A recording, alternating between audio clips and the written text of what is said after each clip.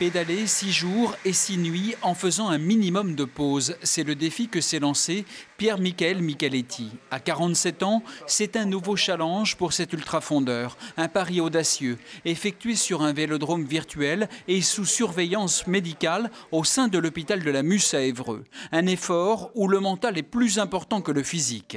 C'est vraiment un effort mental. On en parlait justement avec les chercheurs et c'est justement le biais de ce qu'on va aller voir.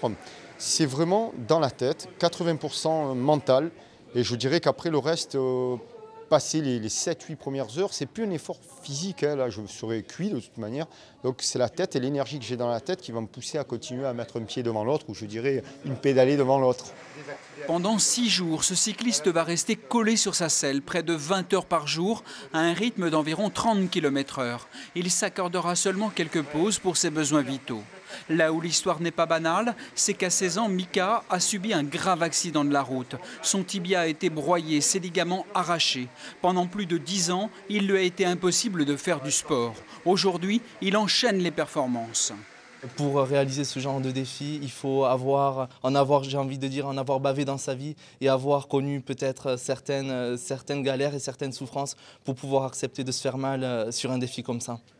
Pierre-Michael espère établir une distance comprise entre 2400 et 3000 km. Son défi devrait se terminer le lundi 27 janvier à 13 h. Il sera filmé et enregistré et pourra être suivi en continu par le public sur Internet.